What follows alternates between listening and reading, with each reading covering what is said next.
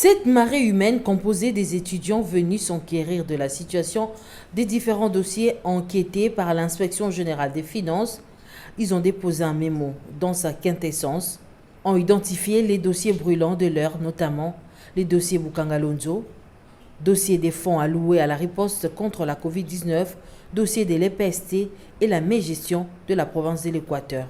À son tour, le numéro 1 de l'IGF a remercié les étudiants du souci dont ils ont fait montre par rapport à la bonne gouvernance et surtout au contrôle que diligente l'inspection générale des finances pour arrêter l'hémorragie financière, les détournements et les comportements des fossoyeurs de l'État qui ne permettront jamais au Congo de se développer. Il a enrichi pour expliquer aux étudiants l'objectif poursuivi dans la patrouille financière.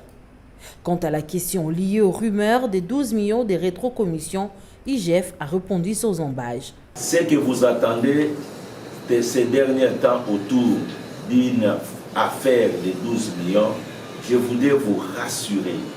Nous, en tant que combattants de la lutte contre les antivaleurs, nous ne nous trouverons jamais. Jamais alors jamais.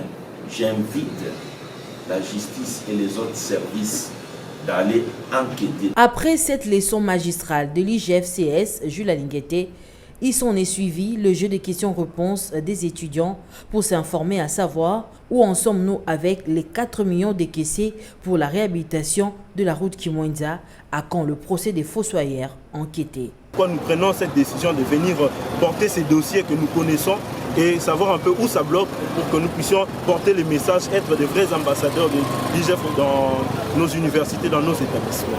Cette fois-là, l'inspecteur général chef de service adjoint qui a accompagné son titulaire a pu balayer d'un revers de la main des réponses correctes à toutes ces questions. Depuis le mois de novembre, nous avions initié des missions d'encadrement au niveau des entreprises et établissements publics. Et lorsque nous sommes arrivés au FONER, nous avons trouvé un ordre de mission des agents de la Cour des comptes qui étaient en mission de contrôle au FONER. Donc l'action de l'inspection générale des finances n'empêche pas l'action de la Cour des comptes. Et pour terminer, l'IGF, chef de service, a remercié ses étudiants pour leur soutien à ces actions et promet de rester dans la ligne droite de la vision du chef de l'État avant de marteler qu'il reste imperturbable quant aux attaques orchestrées contre sa personne et promet de rester dans le même élan